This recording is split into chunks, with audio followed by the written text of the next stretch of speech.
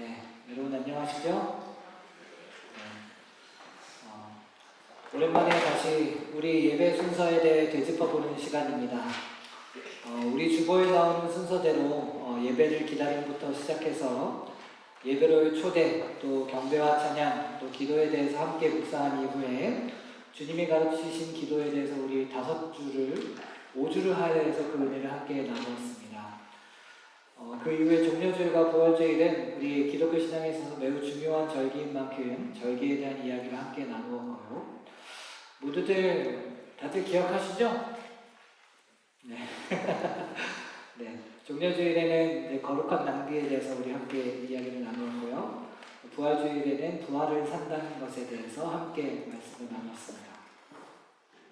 그리고 오늘은 다시 예배 순서로 돌아가서 성경 봉독에 대해 함께 생각해 볼 차례입니다.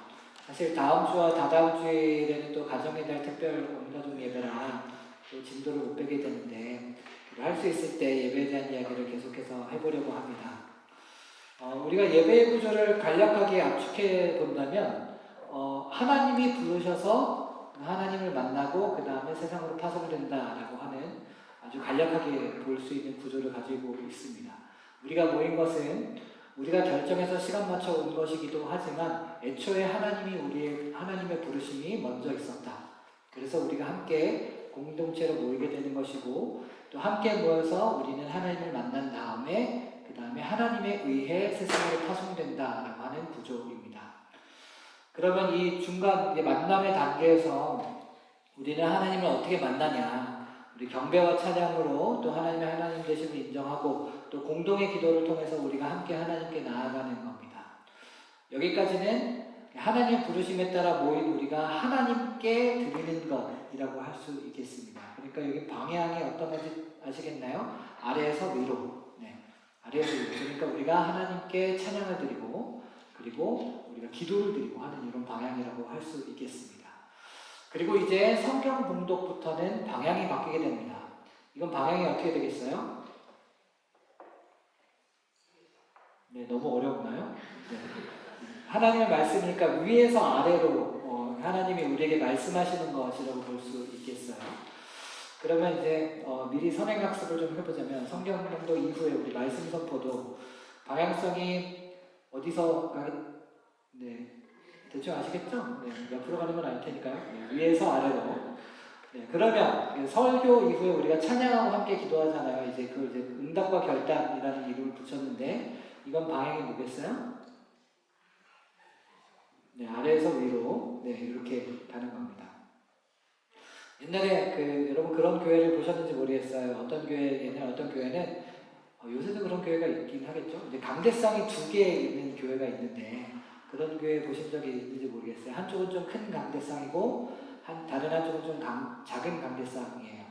작은 강대상은 아래에서 위로 가는 방향일 때 이제 거기서 하고 이제 큰 강대상은 위에서 아래로 가는 방향일 때 그렇게 분리해서 사용하면서 이 의미를 좀 더 강조하는 경우도 있습니다. 이렇게 예배로 모였다가 파송받는 이 사이에 방향성이 이렇게 바뀌는 것. 우리가 하나님께 드리는 방향, 그리고 하나님이 우리에게 말씀하시는 방향.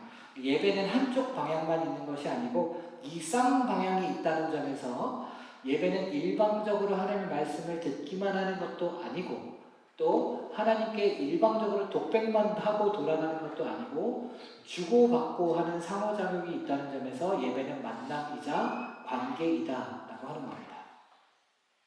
바로 이런 만남의 장에서 성경 봉독이라고 하는 순서는 그냥 어쨌든 성경은 좋은 거니까 좋은 말씀 한 번 더 읽어보자 그런 순서가 아니죠. 우리가 하나님께 드린 경배와 찬양과 기도 위에 하나님이 말씀하신다. 우리가 아래에서 위로 올려드리는 이 고백에서 이제 방향이 전환되어서 위에서부터 아래로의 말씀이 시작되는 순간이 되는 겁니다. 바로 이러한 중요성이 있기 때문에 우리는 성경 봉독 시간에 자리에서 일어나서 서서 이제 성경을 봉독합니다. 네. 성경 봉독 시간에 제가 하는 멘트는 여러분 잘 아시다시피 고정되어 있습니다. 잘 아시다시피 공동예배 인도자로서 제가 하는 멘트들 중에서는 토시 하나 틀리지 않고 반복되는 고정 멘트들이 많이 있습니다. 예배로의 초대 첫 부분이라든가 또 뭐 성경 봉독이라든가 또 봉헌 기도라든가 이제는 많이 익숙해지셨죠? 네, 이런 건 의도가 있는 겁니다. 거의 외울 수준이 되셔야 한다는 겁니다. 반복해 줄 수 있는 효과들이 있는 겁니다. 우리가 매일 감흥 없이 먹는 밥이 우리의 생명을 유지하게 하듯이 중요한 의미를 담는 멘트들은 일부러 큰 변화를 주지 않으려고 하는 겁니다. 우리가 성경 봉독할 때 하는 멘트는 모교회에서부터 고정되어 온 멘트입니다. 그러니까 꽤 역사가 있는 멘트죠. 네. 제가 하는 멘트는 이렇습니다. 이제 다 같이 일어나셔서 하나님의 말씀을 듣겠습니다. 오늘 하나님께서 우리에게 주신 말씀은 땡땡땡땡입니다. 땡땡땡의 말씀을 저와 함께 한 절씩 교독하시겠습니다. 오늘은 이제 합독했었죠. 짧았으니까요. 하나님의 말씀을 듣습니다. 이렇게 항상 고정되어 있습니다. 이 멘트를 이런 방식으로 고정시키는 데에는 뭔가 중요한 의미가 담겨 있기 때문이겠죠. 먼저 다 같이 일어서라, 다 같이 일어나시라 라고 하는 부분이 있겠습니다. 우리 예배에서 다 같이 일어나는 순간이 딱 2번 있는데요. 언제죠? 잘 모르시겠나요? 너무 오래돼서 기억이 안 나시나요? 성경 봉독과 이제 마지막 파송 순서입니다. 파송에 대해서는 우리 나중에 이제 할 이야기일 테니까 나중으로 미루기로 하고요. 아무튼 제가 다 같이 일어나라 라고 하는 멘트를 하기는 하지만 여러분 이제 몸이 불편하신 분들은 자리에 앉아 계셔도 무방합니다. 정말로 중요한 것은 우리의 영혼이 자리에서 일어나는 것입니다. 이미 말씀드린 대로 성경 봉독 시간은 방향의 전환이 일어나는 시간입니다. 우리가 하나님께 아래에서 위로 우리가 찬양과 경배와 기도를 이제 드린 이후에 하나님이 우리에게 위에서 아래로 말씀하시는 순간입니다. 그리고 그 말씀하시는 방식은 오랜 시간 동안 그리스도교 교회를 통해서 정통성 있게 말씀해 오신 성경이라고 하는 도구를 통해 말씀하시는 순간입니다. 그런 점에서 우리는 이 순간의 중요성을 표현하기 위해서 자리에서 일어나는 겁니다. 하나님의 말씀을 앉아서 받지 말고 일어나서 받자. 물론 앉아서 받는다고 우리가 지옥에 가는 건 아닙니다. 그러나 그러한 마음으로 우리가 하나님의 말씀을 받자. 이것이 정말 중요한 순간이다. 지금 우리가 하나님께 모든 고백을 올려드리고 하나님께서 말씀하시는 그 첫 순간, 이 순간에 우리가 사회에 있을 때도 사회에서도 높은 지위에 있는 사람들에게 뭔가를 받을 때 일어나서 받는데 우리가 하나님의 말씀을 받을 때 그 정도의 마음 삼가는 의미를 좀 가져야 하지 않을까 하는 뜻입니다. 또 이 멘트에는 또 중요한 부분이 있습니다. 이 멘트에는 듣는다 라고 하는 표현이 있습니다. 당연히 우리는 성경을 읽습니다. 읽는다는 표현을 좀 더 고급스럽게 높였어서 봉독한다 라고 하기도 하고요. 또 이제 그것도 여전히 모자랄 것 같아서 받들어 봉독한다 이렇게 하기도 합니다. 이런 표현들이 당연히 잘못된 것은 아닙니다. 그럼에도 불구하고 우리가 모교회 때부터 듣는다라고 하는 표현을 사용함으로써 강조하고 싶은 의미가 무엇인지는 여러분들이 아셔야 되니까요. 읽든 듣든 성경 봉독 시간인 거는 다 똑같은데 읽는다, 봉독한다 라고 하면 읽는 우리의 능동성이 좀 더 부각되는 부분이 있습니다. 그렇지만 우리가 듣는다라고 하면 물론 문법상의 이제 동사의 주어는 뭐 우리가 듣는 거죠. 그러니까 우리가 주어이긴 하지만 여기에는 하나님이 말씀하신다라고 하는 함의가 들어가는 자리가 생기게 되는 겁니다. 즉 우리가 굳이 듣는다라고 하는 동사를 사용하는 이유는 우리가 성경을 당연히 읽는 것이긴 하지만 그것이 곧 하나님이 우리에게 말씀하시는 것이다 라고 믿으면서 읽는다. 고로 우리는 읽지만 듣는 것이다 하는 것입니다. 자, 이 멘트에서 벌써 2가지 중요한 지점에 대해서 이야기를 했습니다. 첫째는 다 같이 일어나자. 그래서 이것은 예배 전체에서 성경 봉독이 이제 가지는 중요성을 의미하겠고요. 둘째는 이제 듣는다라고 하는 동사를 사용했다는 점. 이것은 인간 쪽의 능동보다는 하나님의 능동, 즉 하나님이 말씀하시는 능동에 좀 더 초점을 두자라고 하는 이야기입니다. 그럼 이제 한 가지가 더 남았습니다. 어쩌면 이것은 앞에 2가지를 포함하는 것이면서도 또한 가장 중요한 부분인 것으로 저는 이해하고 있습니다. 바로 성경 구절을 하나님의 말씀, 그것도 오늘 하나님께서 우리에게 주시는 말씀이라고 선언하고 있다는 것입니다. 너무 당연한 것 같죠? 하나님의 말씀. 우리는 성경이 하나님의 말씀이라는 것을 너무나도 당연하게 생각합니다. 그래서 성경과 하나님의 말씀은 같은 것이라고 생각합니다. 이렇게 교회 용어 중에는 같은 말인 것 같은데 사실은 같지가 않은 말들이 있습니다. 예를 들어서 교회와 성전은 다른 말인 거 여러분 알고 계시죠? 성전은 예루살렘의 솔로몬이 최초로 건축한 성전과 같이 지구상에 단 하나 존재하는 것인데 비해서 교회는 기원후 1세기 예수님이 이제 승천하시고 난 다음에 제자들이 또 이제 초대 기독교인들이 모여서 사도행전부터 시작된 기독교인들의 모임입니다.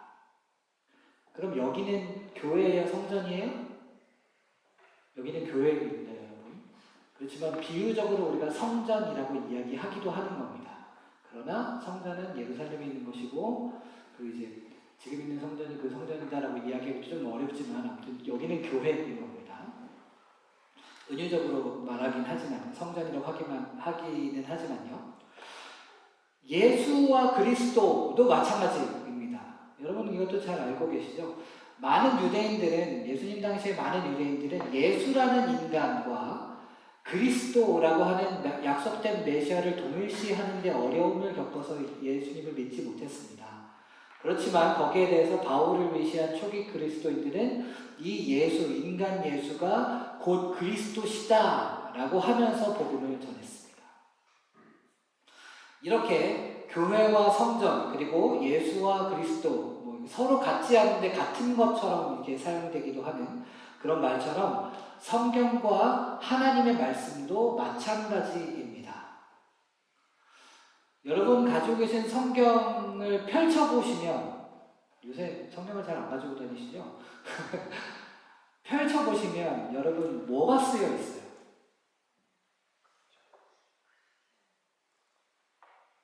하나님의 말씀이 쓰여 있나요? 한글이 쓰여 있습니다. 예수님 우리 되게 잘 아는 요한복음 3장 16절 말씀. 하나님이 세상을 이처럼 사랑하사 독생자를 주셨으니 이는 그를 믿는 자마다 멸망하지 않고 영생을 얻게 하려 하시니라. 너무 좋잖아요. 이거 하나님의 말씀인가요? 한글이에요. 예수님이 당시에 한국어로 말씀하셨을 리가 없잖아요. 아람어로 말씀하셨죠. 그렇죠? 한국어 번역입니다.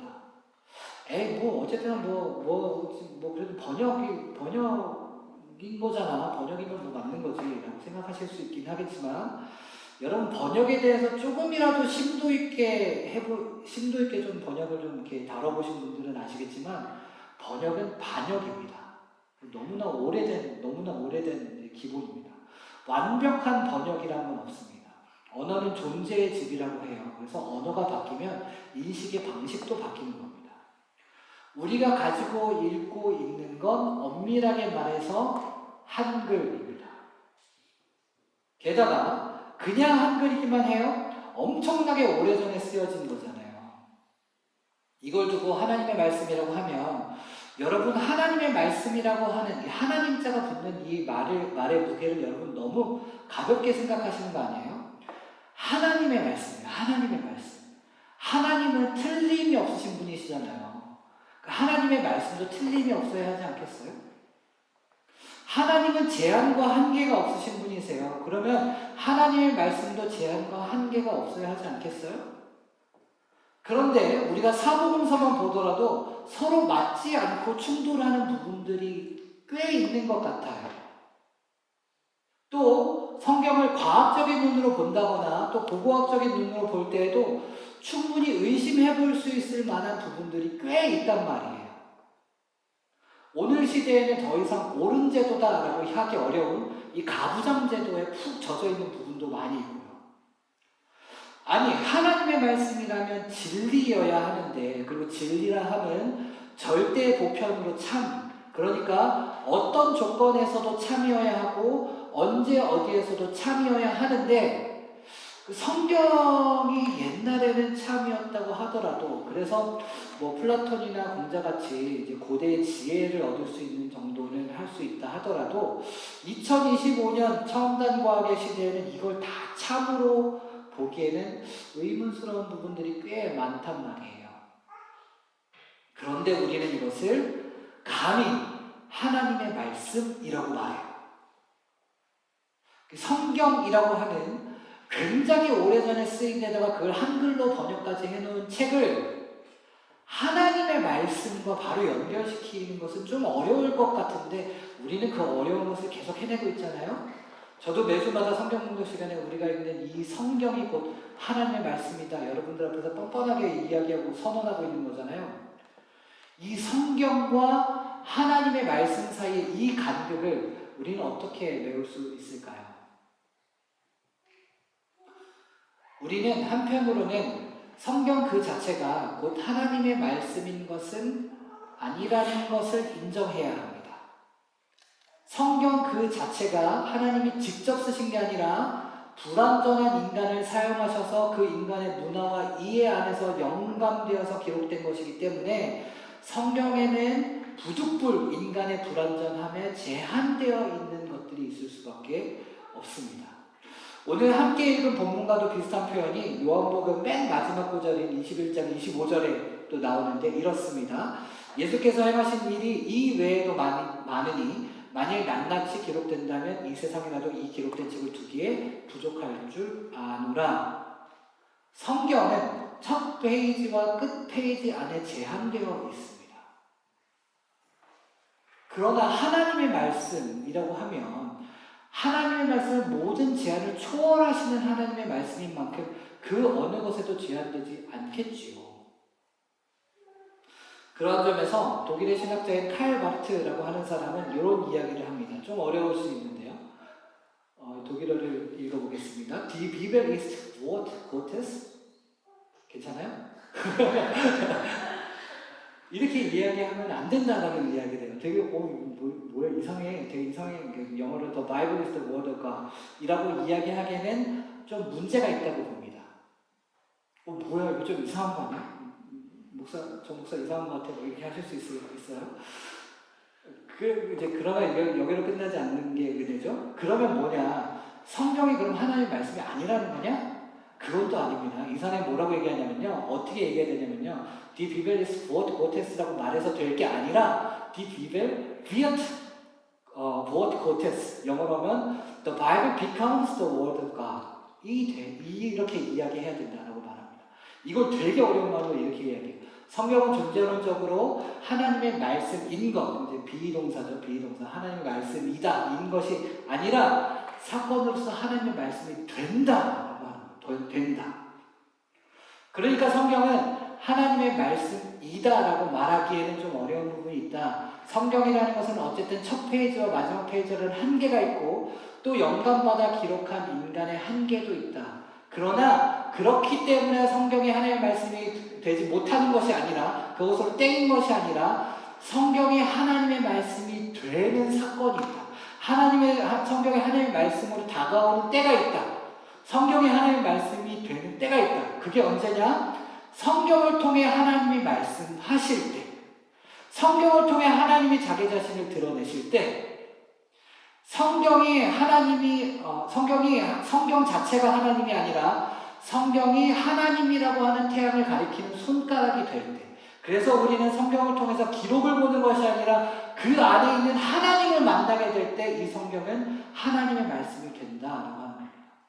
그래서 우리는 성경을 열어서 한글을 보지만 한글을 넘어서 그 행간과 자간 너머에 있는 하나님을 보게 되는 그 일이 사건으로서 경험될 때 그때 우리의 손에 있는 이 한글 성경은 하나님의 말씀이 된다 하는 겁니다. 그것이 어떤 번역이 되었든 어떤 인간적인 한계를 가지고 있든 상관없이 하나님이 그것을 통해 우리에게 말씀하시기 때문에 그렇기 때문에 우리가 하나님을 보게 되어서 성경은 하나님의 말씀이 된다 하는 것입니다. 여러분, 이제야 오늘 우리가 함께 읽은 말씀으로 돌아오게 됩니다. 오늘 요한복음 20장 30절 31절 말씀을 자세히 살펴보시면 기록이라고 하는 표현이 있습니다. 30절에 이 책에 기록되지 아니한이라든가 31절에 이것을 기록함은에 나오는 이 표현입니다. 어떠신가요? 이 책, 요한복음이죠. 이 요한복음을 쓴 사람은 이 요한복음을 쓴 사람이 정말로 가리키고 싶은 것이 이 기록 그 자체일까요? 아니면 다른 무언가일까요? 당연히 다른 무언가겠죠. 그리고 그 다른 무언가는 뭐예요? 바로 예수라고 하는 실체입니다. 기록 너머에 계신 실체입니다. 요한복음만 보면 엄청나게 잘 썼어요. 엄청나게 너무나도 아름답게 잘 쓰여진 기록이지만 요한복음을 쓴 사람이 정말로 전달하고 싶었던 것은 기록 그 자체가 아니라 그 기록 너머에서 제자들과 함께 생활하셨고 함께 식사하시고 가르치시고 섬기시고 또 끝까지 사랑하시면서 발도 닦아주시고 또 십자가에 달려 돌아가시고 또 부활하셔서는 요한의 아들 시몬아 네가 나를 사랑하느냐? 내 양을 먹여라 라고 말씀하셨던 이 예수 그리스도 그분 그 자체였습니다. 누구든지 이 기록을 통해 예수를 만나는 이들은 생명을 살아가게 될 것이다 라고 하는 것이었습니다. 그러니 이 기록에 머물지 말고 예수에게로 나아가라, 하나님에게까지 나아가라 라고 하는 것이었습니다. 사랑하는 교회 여러분, 우리는 성경 공독 시간이 너무나도 중요한 일을 하는 겁니다. 성경책에 쓰여진 한글 기록을 읽는 게 중요한 게 아닙니다. 아무리 멋들어지고 절절하게 읽어낸다 하더라도 그것이 기록일 뿐인 이상 그것은 한글일 뿐입니다. 정말로 중요한 것은 이 성경 구절을 통해 말씀하시는 하나님을 만나는 것입니다. 이 한글 기록을 읽고 한글 기록이 우리에게 닿는 것이 아니라 우리에게 말씀하시는 그 하나님, 이 한글 기록을 넘어서 우리에게 다가오셔서 우리에게 말씀하시는 그 하나님에 의해 다짐을 경험하는 것이 중요한 겁니다. 그래서 이 말씀이 오늘 우리에게 주시는 하나님의 말씀이 되는 것이 중요한 겁니다. 성경은 제한된 페이지 안에 제한된 인간의 언어로 쓰여졌으니 무제한이시고 초월이신 하나님의 말씀, 이 하나님의 말씀과 동일시 될 수는 없지만 그럼에도 불구하고 모든 조건과 제한을 초월하시는 그 하나님은 이 성경을 통해서 오늘 우리에게 말씀하신다. 오늘 여러분 한 사람 한 사람에게 말을 걸어오신다. 모든 한계와 제약에도 불구하고 하나님은 우리에게 온전하게 말씀하고 계신다 하는 것입니다. 그러면 그 말씀하시는 하나님 앞에서 우리는 뭘 하면 됩니까? 그냥 마인드 컨트롤하면 되는 겁니까? 아, 이게 한글이 아니라 이건 하나님의 말씀이다. 이렇게 하면 되는 겁니까? 아니죠. 이건 말장난일 뿐입니다. 성경이 하나님의 말씀이 된다라고 하는 것은 하나님이 우리에게 말씀하시는 그 사건, 하나님이 우리에게 넘어오시는 이 기록을 넘어서 우리에게 오시는 이 사건을 통해서 그 말씀이 우리에게 부딪혀옴으로 말미암아 성경이 하나님의 말씀이 된다는 겁니다. 그러면 우리는 그 성경의 기록을, 그 성경 기록을 넘어서 넘어오시는 그 하나님을 만나고 그것을 우리의 삶 속에서 사건화함으로써 우리 안에서 하나님의 말씀이 되게 하는 것입니다. 오늘 요한복음 20장 30절 31절의 기록을 함께 읽었습니다.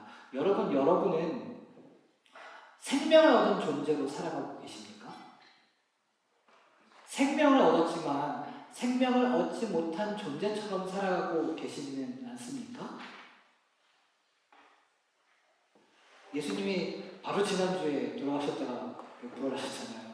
왜 그러셨어요? 여러분들이 우리에게 생명을 주기 위해서 그러신 거 아닙니까? 그런데 우리는 받지 않은 것처럼 우리는 살고 있지 않습니까? 우리를 위해 대신 죽으신 이가 하나님의 아들이시다. 그 죽으신 이의 삶을 이어서 살아가는 모든 제자들의 삶 속에 예수님이 부활하신다는 그 의미가 있는 그 믿음으로 우리 세상에 주지 못하는 충만한 생명으로 우리가 살아갈 때에 그때 이 성경 기록은 그냥 성경 기록으로 남아있는 것이 아니라 우리의 삶 속에 비춰와서 하나님의 말씀이 되는 겁니다. 오늘도 하나님은 성경을 통해 여러분 한 사람 한 사람들에게 말씀하십니다. 우리는 고대의 신비로운 지혜를 배우기 위해 고대 현인들의 지혜를 배우기 위해 이 자리에 모인 것이 아닙니다. 성경이 꽤 괜찮은 고전 책이니까 그것을 공부하기 위해 이 자리에 모인 것도 아닙니다. 우리에게 말씀하시는 하나님을 만나고 그 하나님의 말씀을 듣기 위해 이 자리에 모였습니다. 그 말씀을 삶 속에서 사건화하고 실현해 나가는, 그리하여서 생존의 급급한 삶이 아니라 생명을 풍성히 누리면서 살아가는 그런 저와 여러분들 되시기를 진심으로 축복합니다.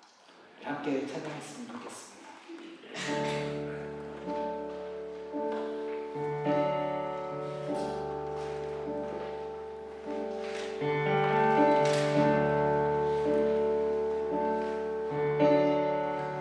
말씀 앞에서